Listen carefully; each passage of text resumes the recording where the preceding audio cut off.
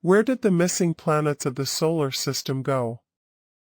They didn't explode, didn't deviate, never even appeared, yet influenced the entire cosmic model like Vulcan, Nemesis, Planet 9, one after another. Planets that existed out of thin air were invented, tracked, and forgotten, so in the following time we will uncover their full process from hypothesis to denial, then ask a deeper question. If they never truly existed, what exactly is disturbing the universe?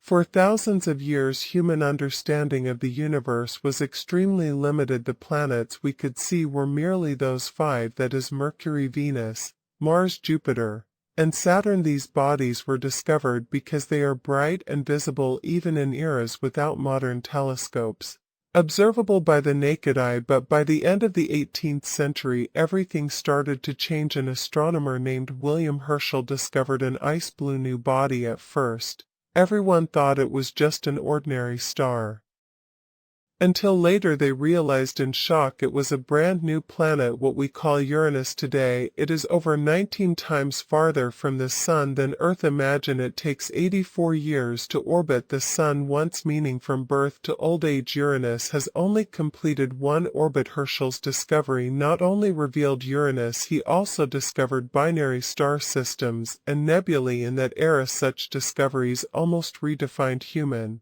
understanding of cosmic structure. However, as research deepened into Uranus's orbit, scientists discovered something strange. Its orbit seemed disturbed by some invisible force, showing subtle deviations not matching predictive models. This anomaly sparked new reasoning. Scientists believed perhaps another unknown planet was quietly pulling it with gravity. They began using mathematical models to predict this mysterious body's position. Finally, in 1846, they successfully captured that invisible hand through telescopes.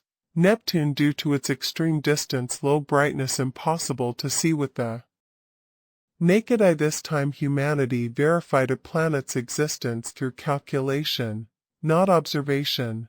And this exploration didn't end there. Around that time, scientists observing Mercury discovered an anomalous phenomenon. This planet closest to the Sun had an orbit showing deviations not matching model predictions. It didn't orbit stably like other planets. Its trajectory seemed gently pulled by an invisible hand. To explain this anomaly, a French astronomer Leverrier proposed a bold hypothesis: perhaps a planet even closer to the Sun than Mercury was disturbing Mercury's orbit. Leverrier named it Vulcan, after the Roman god of fire and volcanoes, because it would be extremely hot so close to the Sun. This hypothesis sparked a 19th-century astronomical hunt. Many astronomers claimed to have seen it during solar eclipses or transits, but none could be confirmed. It wasn't until the early 20th century that Einstein's general relativity explained Mercury's orbital anomaly as the warping of spacetime near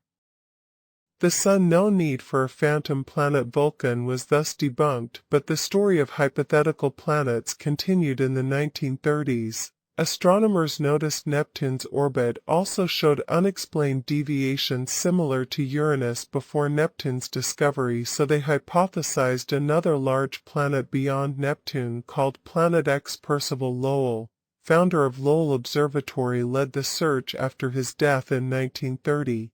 Clyde Tombaugh discovered Pluto, initially thought to be Planet X, but Pluto was too small to explain the anomalies. Later calculations showed the deviations were errors. Planet X was abandoned, but the name Planet X lingered in pop culture, often associated with doomsday or alien worlds. In the 1980s, a new hypothesis emerged to explain periodic mass extinctions on Earth. Scientists proposed a companion star to the Sun called Nemesis. This red or brown dwarf would orbit the Sun far out every 26 million years, perturbing the Oort cloud, sending comets toward Earth, causing extinctions like the dinosaurs' demise. But searches by Ayres and Weiss found no such star. The extinction cycle theory was also questioned. Nemesis faded into legend in recent years. The ninth planet hypothesis revived. Astronomers noticed unusual clustering in Kuiper belt objects' orbits, suggesting a massive planet shepherding them, about 10 times Earth's mass, orbiting 20 times farther than Neptune, called Planet 9. Searches with Subaru and Vera Rubin continue, but no confirmation yet. These ghost planets,